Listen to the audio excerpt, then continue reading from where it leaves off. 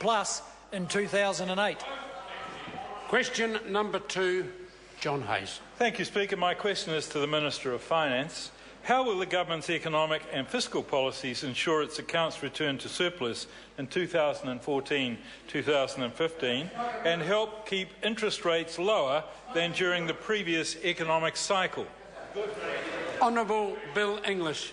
Well, Mr. Speaker, the government will continue to focus its government spending on programs that make a real difference to the lives of New Zealanders, such as investing to help people get off welfare and into work, or investing to reduce crime.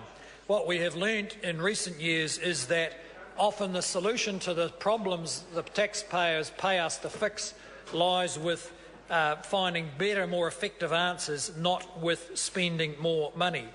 By remaining on top of its spending, the government will help avoid a repeat of the sharp interest rate rises during the last cycle up to 2008, when floating mortgage rates actually reached almost 11%.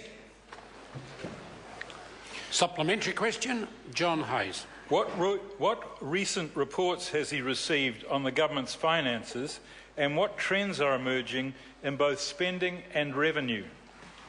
Honourable Bill English. Mr. Speaker, the government's financial statements for the 7 months to 31st of January were released yesterday.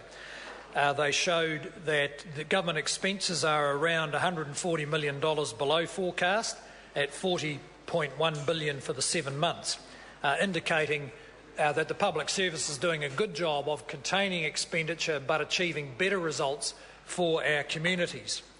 However, despite stronger economic growth, tax revenue continues to track below forecast.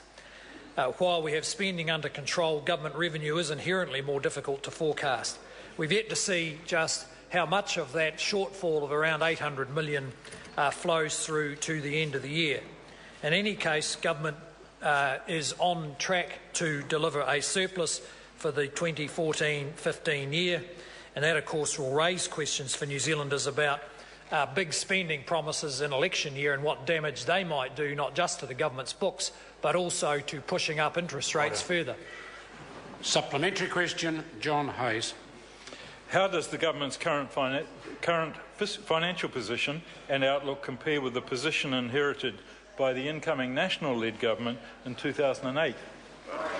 Honourable Bill English. Well, Mr. Speaker, we've learnt some lessons from the period, particularly of about 2005 to 2008. Because by 2008, despite a decade of good economic conditions, the New Zealand economy was in recession and floating mortgage rates were nearly 11%.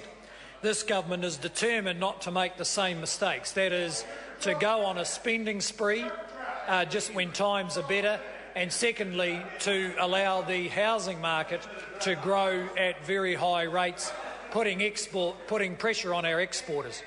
Supplementary. Supplementary question, Honourable David Parker. How can he claim to be a good economic manager when, despite record dairy prices and the Christchurch rebuild boosting construction, the government accounts have still come in well under forecast for the 3rd month in a row? Honourable Bill English. Mr. Speaker, well, the commentary around the accounts points out some of the reasons for it, but I'm very pleased to see that the Labor Party spokesman, unlike the rest of its spokesmen, is so devoted to achieving a surplus, and we look forward to pre-election policies that indicate he's going to be as prudent in his fiscal management as he says the current government should be. Speaker. Supplementary question, John Hayes. Thank you, Speaker.